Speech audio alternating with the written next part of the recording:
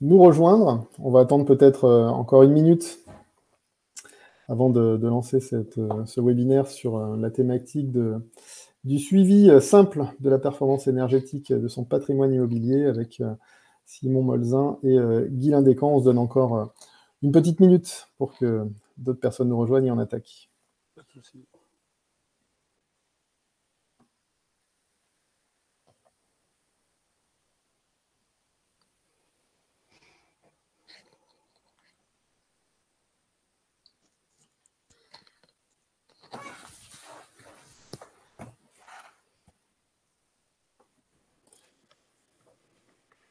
Bonjour à ceux qui nous rejoignent au fur et à mesure.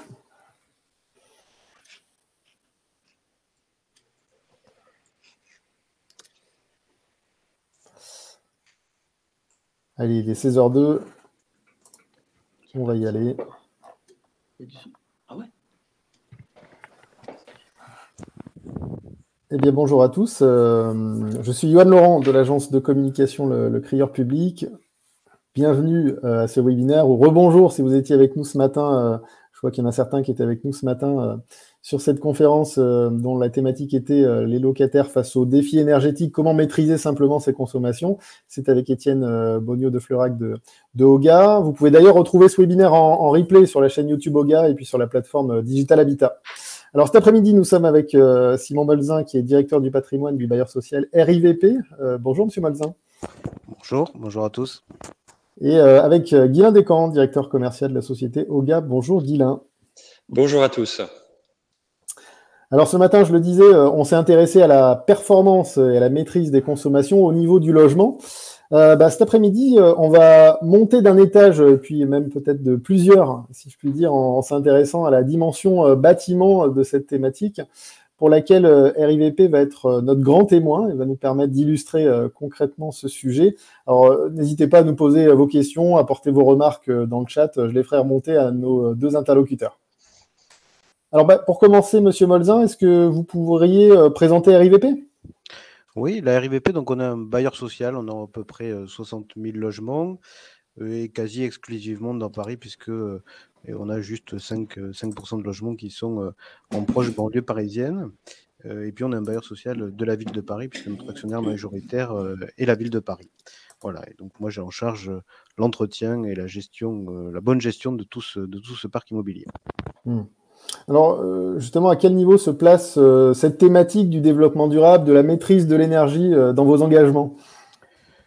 Elle se place très haut puisqu'on a défini notre stratégie et dans nos 5 axes stratégiques, la question de la neutralité carbone est un de ces axes stratégiques avec derrière 2 enjeux. Un grand enjeu qui est l'enjeu environnemental qui est connu, et puis un enjeu social derrière puisqu'il y a la question de la maîtrise des charges des locataires et particulièrement aujourd'hui, même si c'était une priorité avant les questions de crise énergétique, en tout cas pour nous, ce double enjeu sont au sommet de nos priorités de notre société.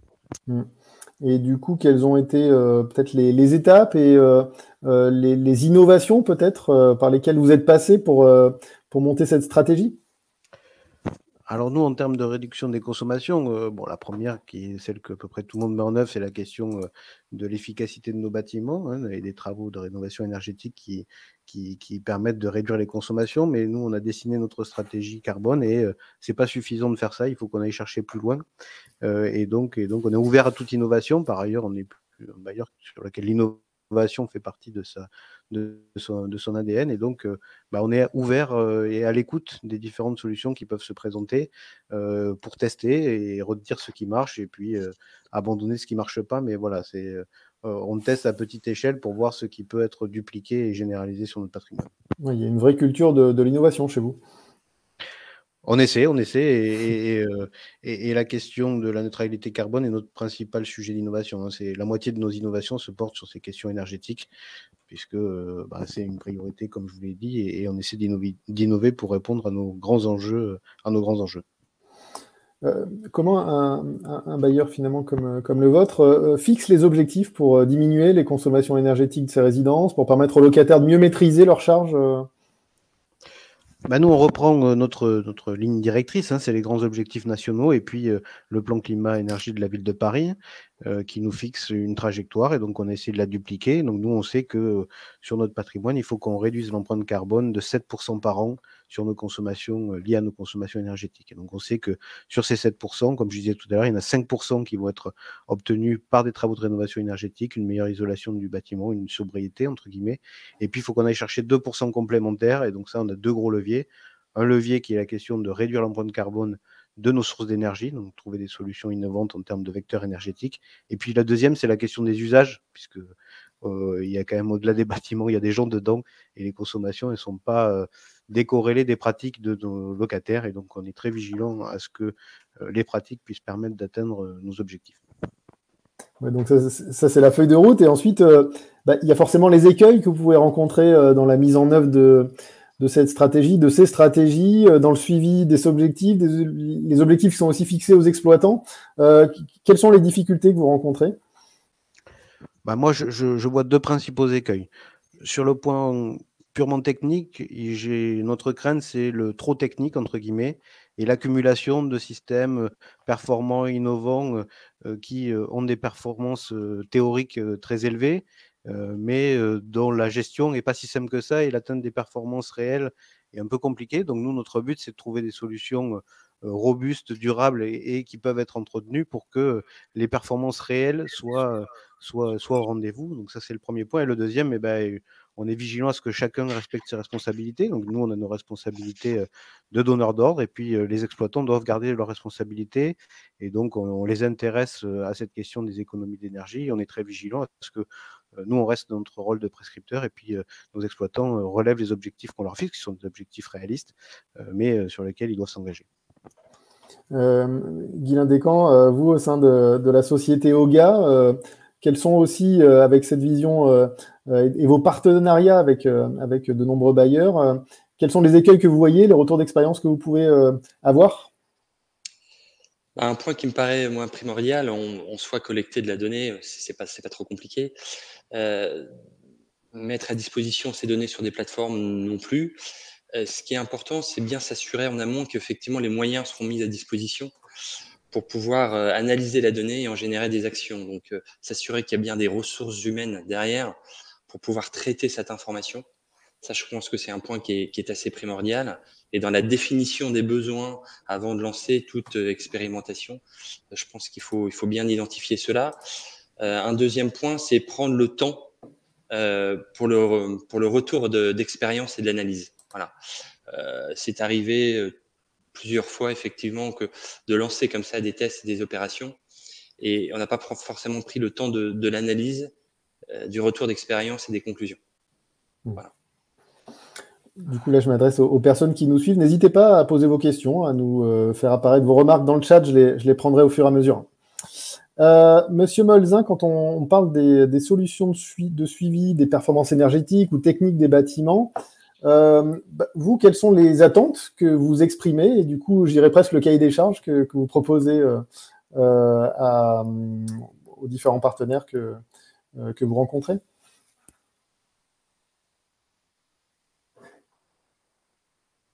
Ah, je crois qu'on a perdu Monsieur Molzin. Peut-être qu'il va arriver à se reconnecter. Guylain, peut-être, en attendant que Monsieur Molzin parvienne à se reconnecter, et pour qu'il nous exprime les attentes, jusqu'où on peut aller en termes justement de solutions à proposer aux bailleurs, jusqu'où ils peuvent aller? Je dirais la contrainte technique n'est pas trop forte, aussi loin que les besoins le nécessitent. Ce qui est important, c'est en tout cas, c'est un point sur lequel on s'attache beaucoup chez OGA, c'est pas de faire de survaleur, et c'est effectivement de se caler par rapport aux justes besoins et aux justes attentes de nos différents partenaires bailleurs, tout en leur apportant de l'évolutivité pour demain et pour des nouveaux usages et qu'ils n'auraient pas forcément envisagé. Au niveau du suivi du bâtiment, de son exploitation, on peut être aussi bien sur des sujets finalement assez traditionnels, hein, avec de la collecte de données liées aux usages dans le logement, température, humidité, consommation des logements. Ça peut être au niveau du suivi des équipements techniques dans les bâtiments, les caissons VMC, les Skydomes, les trappes de désenfumage ou pompes de relevage. Puis ça peut être sur des analyses un petit peu plus fines, où là, je dirais, on va traiter de l'information, on va la digérer pour la rendre simple, lisible et opérationnelle pour le bailleur. Finalement, un bailleur a besoin pas d'informations trop techniques, il a besoin de savoir si ses équipements fonctionnent ou s'ils ne fonctionnent pas, si ses équipements sont performants par rapport aux objectifs qu'il a fixés ou pas performants. Donc, on indique des tableaux de bord et puis on va générer des bilans chaufferie ou des bilans solaires qui lui permet de positionner la performance de son patrimoine immobilier par rapport aux objectifs qu'il se fixe ou qu'il fixe à l'exploitant. Voilà, savoir des indicateurs très simples en termes de lisibilité et vraiment opérationnels. Je pense que ça, c'est très important. Monsieur Molzin est de retour. Oui, pardon. Je vous en prie. Du coup,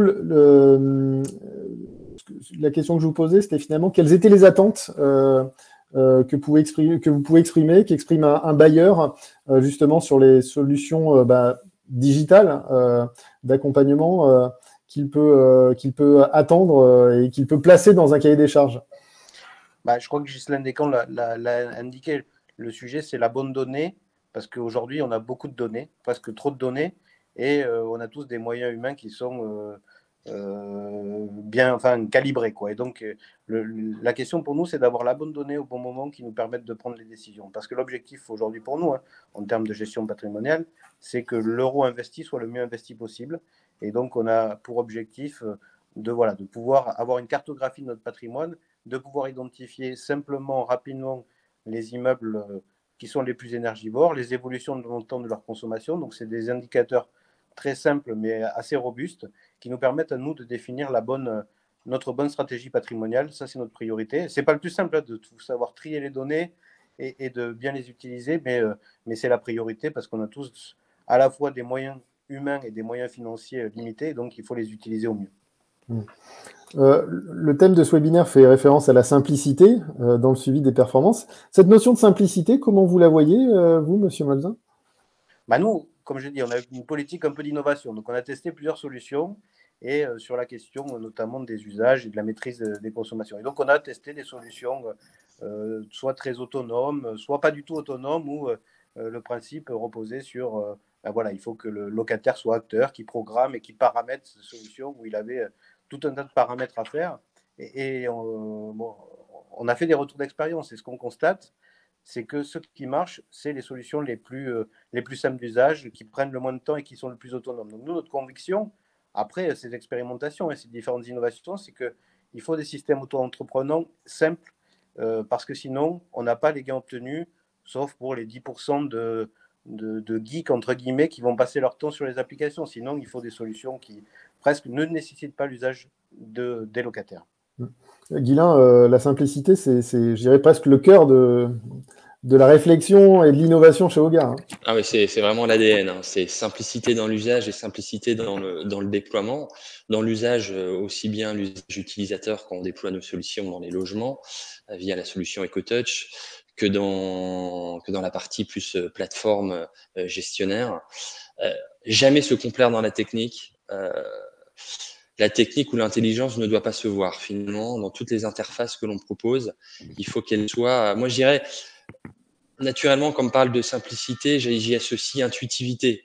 J'y associe quelque chose qui est directement opérationnel, qu'on peut utiliser très facilement et qui ne demande pas de connaissances techniques particulières. Voilà. Et nous, on y travaille tout le temps, c'est-à-dire que on va essayer de proposer des solutions qui puissent être accessibles à tous, à tout type d'utilisateurs et à tout type de gestionnaire. On est tout à fait conscient que par rapport aux plateformes que l'on peut proposer, on n'aura pas toujours un référent technique dédié à cette plateforme-là. Donc, il faut que ce qu'on lui montre, ce qu'on lui propose, lui parle et lui permette derrière d'entreprendre des actions qui soient opérationnelles et qui soient source d'optimisation pour le bailleur.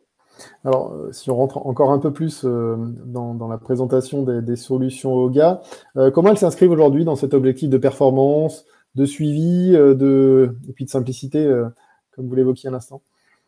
Alors, si on prend le bâtiment dans sa globalité, c'est vrai qu'on a une partie logement où là, effectivement, on permet à l'utilisateur, quelle que soit je dirais, quelle que soit sa sensibilité au digital, de pouvoir très simplement optimiser ses économies d'énergie et limiter au maximum les gaspillages en permettant des réduits de température quand il n'est pas là ou pendant ces périodes de sommeil, d'inoccupation. C'est-à-dire qu'on va assurer finalement d'avoir un thermostat qui ne demande aucune programmation et qui soit le plus efficient possible entre confort et économie d'énergie. Donc, on va généraliser les économies d'énergie sans programmation et sans compétences particulières.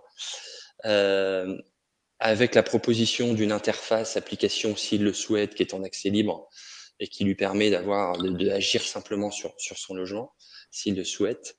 Ça, c'est le volet, j'irais, plutôt logement. Et puis, voilà, exactement, via la solution EcoTouch, qui est complètement autonome et qui ne demande même aucune connexion Internet. Voilà, c'est la spécificité un peu de notre solution.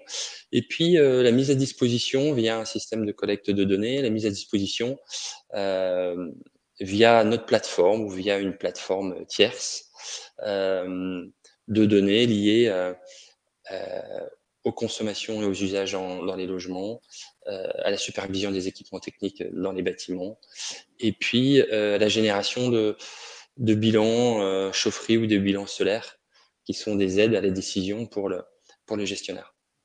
Avec des indicateurs, vous voyez un petit peu au fond là une proposition, notre plateforme qui s'appelle EcoPlateforme et qui n'a pas vocation à être une plateforme, je dirais, technique, c'est une plateforme bâtiment, mais qui permet de visualiser tout de suite le comportement finalement de son bâtiment, aussi bien dans la partie chaufferie, bâtiment, logement. Ça peut être que logement, ça peut être logement et bâtiment, ça peut être les trois avec la chaufferie, en fonction des équipements qui seront présents dans le programme concerné. Voilà. Et là, on passe sur la chaufferie. Là, on passe sur la chaufferie avec des bilans énergétiques. C'est intéressant parce que ça permet tout de suite. Alors, en fait, tout ce qu'on a développé, en fait, on n'a rien imaginé, si je puis dire. On a juste concrétisé des problématiques exprimées par des bailleurs. Des problématiques d'insatisfaction des occupants quant à la programmation, à la complexité de programmation des thermostats, par exemple. Des problématiques quant à la visibilité du comportement énergétique de leur bâtiment. Et donc là, par exemple, le bilan énergétique, le bilan chaufferie, bilan énergétique chaufferie, typiquement, les indicateurs qu'on va retrouver, ce sont des indicateurs que nous ont mentionnés les bailleurs en disant, voilà, moi, j'ai besoin de ça comme information et avec ça, je peux en tirer des conclusions et je peux mener des actions performantes pour la gestion de mon patrimoine. Voilà. Et puis là, quelques slides qui montrent finalement les installations. Voilà, ça c'est des déploiements effectivement de produits. Alors la philosophie Yoga, c'est on va jamais faire de survaleur. Pour faire la survaleur, on va toujours se baser par rapport à l'existant. Donc effectivement, si on a déjà par exemple des chaufferies qui sont déjà instrumentées, on va juste s'interfacer au système existant et pour pouvoir récupérer la donnée, la digérer, la restituer. Voilà. Et puis après, on est complètement interfacé aussi à des plateformes multitechniques, des agrégateurs de données, des IntentReady ou des CitronReady ou d'autres. Voilà, on va toujours apporter cette souplesse par rapport à l'état des lieux et aux caractéristiques de fonctionnement et d'usage du bailleur. Une fois de plus, je rappelle, si vous avez des questions pour les personnes qui nous suivent, n'hésitez pas à nous les poser dans le chat ou peut-être à la fin de notre échange à les poser directement à l'oral. On les prendra. Parlons de la collaboration entre RIVP et OGA. Monsieur Molzin, comment vous avez connu d'abord OGA ? Nous, comme on le disait, on a une politique d'innovation, donc on essaie de rencontrer les gens qui nous proposent des solutions sur des thématiques qui nous parlent. Et donc, Monsieur Descaux avait contacté nos équipes en disant j'ai peut-être une solution qui vous intéresse. Et donc, on a pris le temps d'échanger, de voir si ça valait le coup. Et puis ensuite, notre méthode, c'est d'expérimenter sur un périmètre réduit et puis de voir de faire un retour d'expérience. Et donc, c'est comme ça qu'on s'est lancé dans cette expérimentation. Et alors, du coup, ce projet de la rue Manin à Paris, si vous pouvez nous en dire un mot, nous le présenter.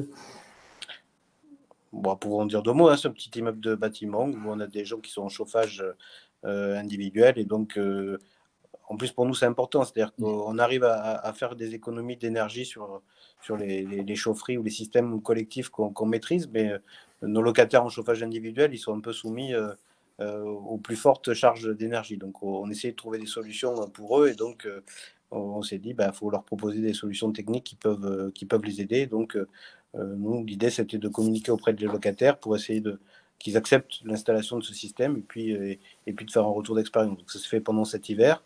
Donc aujourd'hui, on n'a pas encore totalement le retour d'expérience parce qu'on n'a pas une période de chauffe complète. Mais l'idée, c'est une fois qu'on aura un peu plus de recul, de pouvoir chiffrer les économies réelles et voir comment on continue avec Auga. Guylain, sur cette expérimentation? Oui, c'est une résidence qu'on disait tout à l'heure, de 24 logements. Avec un déploiement qui s'est fait via un installateur avec qui on avait l'habitude de travailler, donc avec une méthodologie bien précise. On a développé donc notre solution EcoTouch, qui est ce gestionnaire d'énergie qui intègre la fonction thermostat autoprogrammable, compteur d'énergie, puis passerelle domotique, qui fonctionne aussi bien en autonome qu'en mode connecté. Voilà, l'idée effectivement, c'est de pouvoir récupérer un maximum de données. On a déployé une infracom bâtiment qui est assez légère, avec le positionnement d'un EcoBoss dans les parties communes, et on collecte ces données-là et on les met à disposition du bailleur sur une plateforme, sur la plateforme EcoPlateforme. On voyait le schéma tout à l'heure. Ouais. Voilà, donc on a l'intégralité en fait de nos solutions. Et l'idée effectivement, c'est de pouvoir comparer aussi les consommations d'énergie avant, après, voir effectivement les gains que l'on apporte en termes de consommation. Et c'est d'autant plus important aujourd'hui avec la hausse significative des tarifs de l'énergie, de se dire voilà, est-ce qu'on peut maintenir le pouvoir d'achat? Est-ce que le pouvoir d'achat peut être maintenu aux locataires en généralisant, si je puis dire, les réduits de température quand c'est possible. Voilà. Donc, on aura un petit peu plus d'informations effectivement sur ces gains énergétiques d'ici quelques mois. Et du coup, vous avez en tête certainement d'aller un petit peu plus loin sur cette expérimentation? Alors, l'approche d'Auga, de toute manière, nous, ce qu'on aime beaucoup, c'est d'être en proximité avec nos partenaires et d'être vraiment en collaboration ou en co-développement. On aime être challengé, et puis généralement, on aime bien être dans l'enrichissement mutuel. C'est-à-dire qu'au fur et à mesure des discussions qu'on peut avoir avec les bailleurs nous interpellent sur des nouvelles fonctionnalités, sur des fonctions complémentaires. Et effectivement, sur ce programme-là, je vous laisse peut-être, Monsieur Molzin, exprimer un petit peu les attentes complémentaires que vous nous avez exprimées. Oui, puisque le premier système qu'on a installé, c'est pour le pilotage du chauffage. Mais nous, ce qu'on constate, c'est que si historiquement, le chauffage, c'était quand même la plus grosse partie des consommations, c'était plus de 2/3 des consommations. Aujourd'hui, avec les bâtiments neufs et les bâtiments rénovés, on a un équilibre entre les consommations liées au chauffage et celles liées à l'eau chaude sanitaire, puisque on arrive facilement à moitié-moitié, voire une part majoritaire pour l'OCS, qui en plus tourne la totalité de l'année. Et donc ça fait longtemps qu'on cherche, et donc on a partagé ce besoin avec Auga de dire sur les ballons d'eau chaude, c'est quand même des systèmes assez archaïques, entre guillemets, et pourquoi ne pas profiter des systèmes auto-apprenants du chauffage pour les développer sur les ballons d'eau chaude, parce qu'il nous semble qu'il y a de la marge sur ces systèmes-là. Et donc c'est comme ça qu'on a échangé sur ce besoin. Je crois qu'Auga avait déjà pour partie commencer le sujet, et donc on va essayer d'installer dans les semaines à venir là un petit complément qui devrait nous permettre de piloter les ballons d'eau chaude et d'essayer de voir si on peut générer des gains sur cette partie de consommation. Finalement, on rajoute une brique applicative complémentaire, au même titre qu'on régulait de manière intelligente le chauffage. Là, l'expérimentation a pour but de travailler sur cette partie optimisation et régulation intelligente de la production d'eau chaude sanitaire sur les chauffe-eau électriques. Donc voilà, l'idée, c'est de rajouter ce périmètre EcoTouch, qui avait déjà le thermostat, le compteur d'énergie et la passerelle, de rajouter cette brique applicative-là, de manière intégrée. Et si on parle justement de briques supplémentaires, quels sont finalement, les champs sur lesquels vous allez, peut-être avec d'autres partenaires en termes de propositions de solutions. On a pris quelques réalisations faites avec les résidences Evelyne Essonne ou d'autres bailleurs, notamment en Rhône-Alpes. Oui, alors on travaille de manière étroite avec plusieurs acteurs, effectivement. Aussi des acteurs tels que, par exemple, les résidences Yvelines Essonne, où là, on est sur un déploiement massif de nos solutions sur aussi bien en réhabilitation qu'en construction neuve, qu'en site occupé, que même lors de remise en location. Ça illustre bien la facilité de déploiement de notre solution. Avec très peu de câblage et très peu, voire pas d'incorporation à prévoir dans les logements. Donc voilà, une facilité, une souplesse de déploiement qui était assez importante. C'était les deux prérequis sur nos solutions OGA en termes de mise en œuvre et d'utilisation. C'est effectivement l'accessibilité en termes d'usage. Et puis la simplicité en termes d'installation. Voilà, l'idée, c'est qu'un installateur électricien rentrait dans les codes d'installation traditionnels du marché. Voilà, avec une rapidité d'installation assez forte. Donc finalement, nos zones d'intervention sont. Alors nous, on travaille à 90-95% exclusivement avec les bailleurs sociaux, et en grosse partie sur des rénovations, réhabilitations ou sites occupés.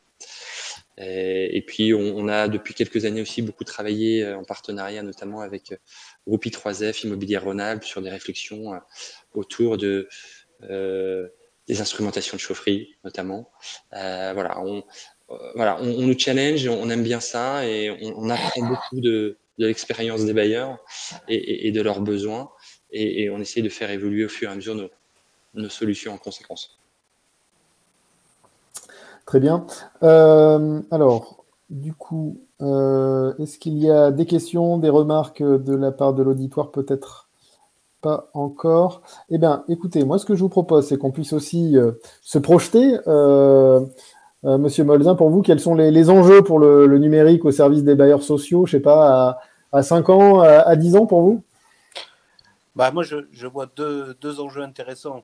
Le premier, c'est qu'aujourd'hui, en fait, on est sur des systèmes qui optimisent la situation actuelle et puis nous permettent d'avoir de la visibilité. Mais je crois que nous, notre grand challenge, c'est d'améliorer la satisfaction locataire.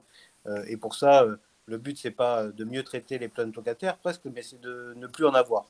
Et donc, nous, demain, on espère que le numérique va nous aider à faire du prédictif, à anticiper et finalement à améliorer la satisfaction en ayant anticipé la réclamation de nos locataires. Ça, c'est le premier point. Et puis le deuxième auquel je pensais, c'est qu'on parle beaucoup d'économie d'énergie en hiver, mais je crois que le grand sujet de demain, ça va être le confort d'été.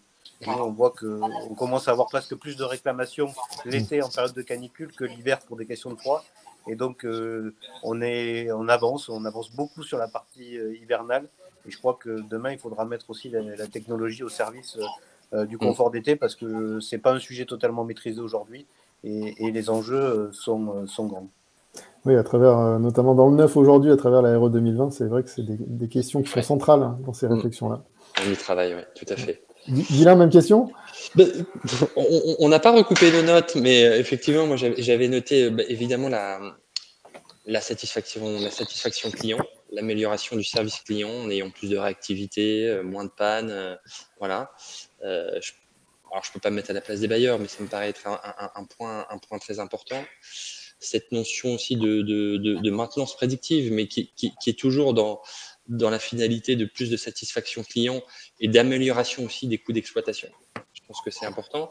Et là, effectivement, toute la partie IoT, intelligence artificielle, algorithme peut quand même beaucoup aider. Voilà. Je pense principalement à ces deux points. Et puis, on va avoir toujours en tête effectivement ce côté amélioration du pouvoir d'achat des occupants, mais ça fait partie de la satisfaction et de la nécessité aussi pour les occupants. Tout particulièrement dans ces temps un petit peu particuliers. Bien, écoutez, il est 16h30 pile. Il est temps pour nous maintenant de vous remercier tous pour votre attention. Merci, Monsieur Molzin. Merci à vous. D'avoir participé. Merci, Guylain Descamps, pour cet échange. Merci à vous. C'était très intéressant. Sachez que vous pouvez retrouver donc ce webinaire ainsi que celui de ce matin sur la chaîne YouTube d'OGA et puis sur la plateforme de Digital Habitat. Je vous souhaite à tous une bonne après-midi et puis une bonne fin de journée. Merci. Merci. À bientôt. Au revoir.